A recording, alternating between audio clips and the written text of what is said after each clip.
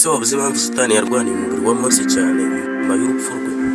Abasomye Bibiliya murabizi byagaragaye ko Mose yakundwaga cyane n'igihugu cya Isirayeli, cyane cyane ubwo yarangizaga ubuyobozi mu buzima bwe. Imana yahamagaraga Mose nyine, ndavuga ubwo nyine igihe cye cyari kirangiye hano ku isi, yari atashye ibyo twita gupfa.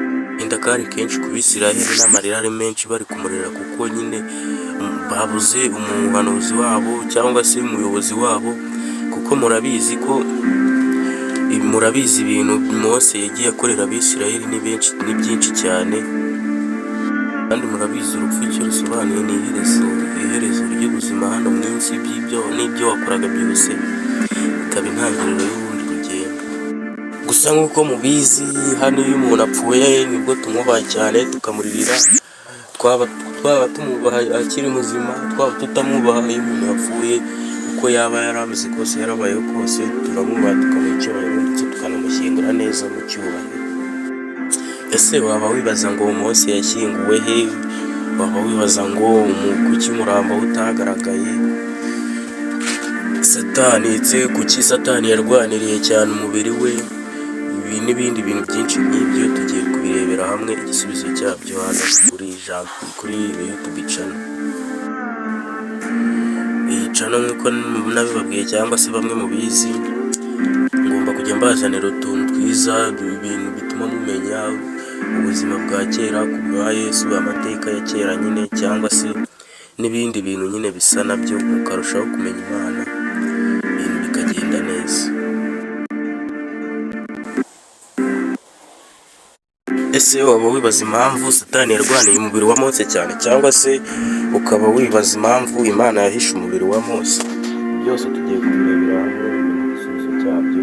Ku bantu barasomye cyane Bibiliya murabizi ko umubiri wa Mose nta muntu wigeze amenya aho ashyinguye, nta n'umuntu wigeze amenya igituro cye, kuko Satani nawe yarwaniraga umubiri we cyane, awushaka cyane. Mbega Imana nayo ikora igikorwa cyo kuwisha, nta muntu n'umwe wigeze amenya aho umurambo wa Mose uri, cyangwa se umubiri we, cyangwa se igituro cye, nta n'umwe wigeze amenya aho kiri, ku buryo byanateje intambara n'akaduruvayo kenshi.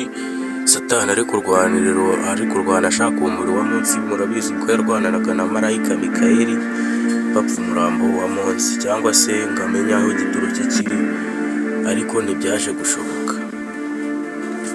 Kuri wowe wibaza ibyo byose, igisubizo kiri mu Gutegeka kwa kabiri ku gice cya 34 umurongo wa 6. Aranditse ngo Mose rero umugaragu wa Nyagasani upfiriye mu gihugu cya Mowabu, akurikije ijambo rya Nyagasani, amushyingura mu kibaya kiri mu gihugu cya Mowabu giteganye na Betoweli. Nta muntu uzi igitero cyera mu kibaya. Iyo turebye muri Bibiliya no mu bantu bose, usanga Mose ari we muntu wenyine Imana yashyinguye ku giti cye. Imana ubwayo niyo yamushyinguriye ku bwayo ku giti cye, ariko nta muntu uzashyinguye. Ubundi iyo turebye hano muri Bibiliya ivuga ko Uwiteka yahishe umubiri wa Mose. None bakibaza ngo ibi byatewe n'iki? Kuki Imana ishobora guhisha umubiri w'umuntu, umubiri wa Mose, kandi nawe ari umuntu upfa? Akenshi hagiye hakwirakwira ibihuha ngo uko yaba yaragiye mu ijoro adapfuye, yarazamuwe. Gusa impamvu Imana yahishe umubiri wa Mose ni ukubera ko Satani nawe yashakaga uwo mubiri wa Mose. Satani rero yarashishikajwe n'umubiri wa Mose nk'uko akora ibindi byose. Gusa yashakaga kuwukoresha kugira ngo yimure ubwoko bw'Imana, abwimurire mu bigirwamana, kuko iyo Abisirayeli baba bazi aho umurambo wa Mose n'igituro cye biri, bari kujyayo bakamusenga, bakamuramya, cyangwa se bakahubaka nk'urusengero, nk'ibintu yabakoreye, kuko bamufataga nk'umwami wabo. Murabizi ko ibyo nibyo Imana yanga, kuramya ibigirwamana. Ahanini nicyo kintu cyatumye Imana ihisha umubiri wa Mose.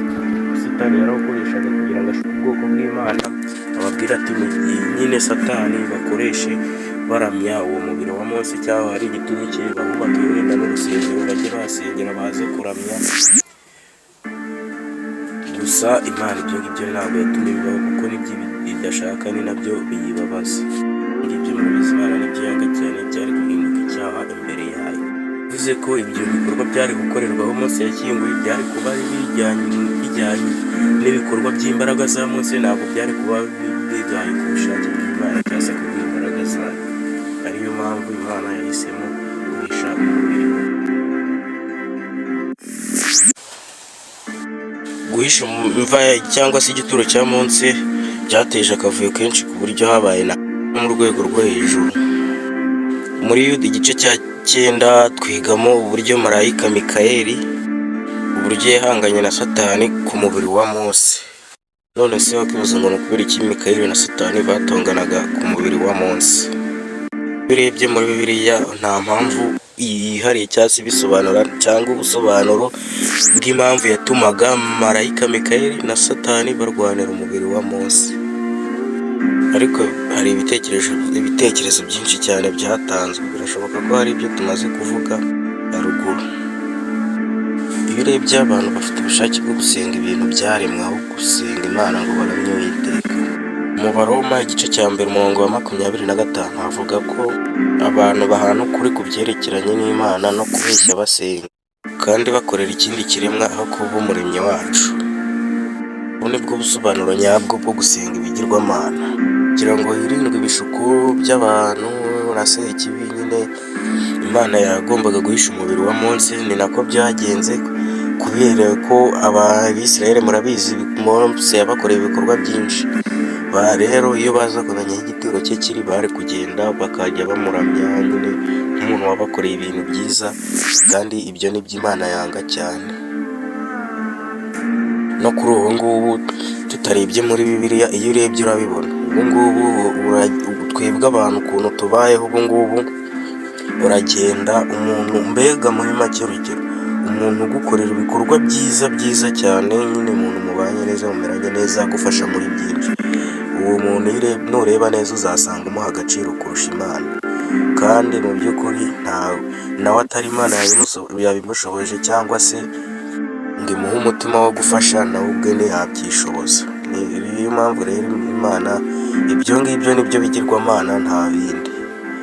Kuba rero umuntu wasenga aho icyubahiro cyasakaramye undi muntu bitewe n'ibikorwa byiza mukorera, ibyo ntabwo ari byo Imana yanga, ari nabyo n'ubundi gusenga ibigirwamana. Rero Imana guhisha umubiri wa Mose nibyo abantu bagiye bavugaho byinshi, ngo yagiye mu ijuru adapfuye, ibyo bita kuzamurwa. Gusa icyo tuzi kandi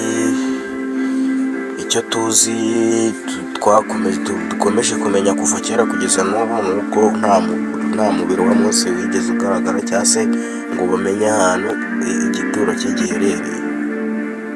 Gusa nk'uko tubizi, bumwe mu buryo Imana yakoresheje mu kurinda umubiri wa Mose ni umwe mu bamarayika ukomeye cyane mu ijuru bita Mikayeli.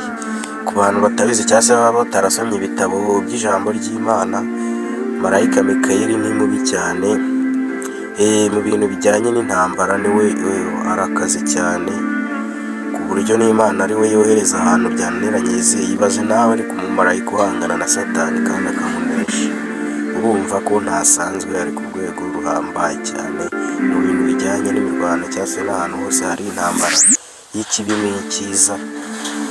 Aho byananiranye hose niwe ugenda akahava bikemuye kandi intsinzi aba ariye 100%. Ubwo marayika Mikayeli yari ari guharirana na Satani ntiyigeze amucira urubanza, gusa yamubwiye ko Uwiteka mu cyaha. Mikayeli na marayika mukuru uwo Imana yamanuye mu ijuru ari we Satani bigeze batekereza ko bavugana urunuka wazengurutse mu bwami bw'abadayimoni. Yasigiye Imana gucyaha no gucibwa iteka. Mikayeli umumarayika mukuru yerekanwa muri Bibiliya mu gitabo cya Daniyeli, Yuda n'ibyahishuwe. Ariko ukomeye urwana intambara nyinshi zikomeye, urwanya n'ibikomangoma n'imbaraga mu buryo bwo mu mwuka. Ariko abo mu ijuru benshi bivugwa ko ari intumwa, mu gihe marayika Mikayeli we agereranwa muri ibyo bitabo uko ari bitatu: kurwanya cyangwa se guhagarara aho mu ntambara ziba zahuje ikibi n'icyiza. umurwayi marayika Mikayeli niwe wanze gufata ibintu mu maboko ye no gucyaha Satani ku mubiri wa Mose, ahubwo aramubwira ati Uwiteka aragucyaha. Musanzwe mubibona kuri ubu ngubu umuntu aravuga ati cyangwa se umwanzi wawe umuntu muhanganye ukavuga ati yaba Imana yari munyiciye cyangwa se ikamumpurira mu nzira, ugasanga umwanzi wawe cyangwa se umuntu muhanganye nyine uravuga gutyo ati yaba yarapfuye cyangwa se akamvira mu nzira nyine akambisa agasigara amahoro. Gusa mu by'ukuri ntabwo ariko byakagombye kugenda. Uramutse ufashe umuntu ukamubwira ati Uwiteka aragucyaha, ko gucyaha cyangwa se guhana ni ibya Nyagasani, ntabwo ari wowe ubwawe wumva ko umuntu mumeranye nabi mutabanye neza uzajya kwihorera ugakora ikintu se kugira ngo wumve unyuzwe mu mutima wawe. By'ukuri icyo nababwira mureke gucyaha cyangwa se guhora ni ibya Nyagasani, ntabwo ari ibyacu. Ntabwo kujya gushoza intambara ku muntu dufitanye amakimbirane ntabwo ari iby'ukuri ku Mana. Imana ntabwo yareka ibifata, kuko gucyaha no guhana ni iby'Imana, ntabwo twe nta burenganzira tubifite cyangwa se ubushobozi, si Imana yonyine. Hano ukomeje kwibaza impamvu Satani yarwaniraga umuriro wa Mose, yari ukugira ngo abantu ukoreshe ushukisha abantu kugira ngo bakomeze baramye amagufwa ya Mose n'umubiri we aho kuramya Imana, kandi ibyo ni byo Imana yanga. Nizere ko mumenye ikintu cy'ingenzi, uburyo dukwiye kwitwara cyangwa se ku batari bazi impamvu mu mubiri wa Mose, ku babyibazaga n'abatari babizi, nizere ko mubimenye neza uko bimeze. Gusa mbibutsa gukanda subscribe tugakomeza n'ibindi biganiro byiza cyane.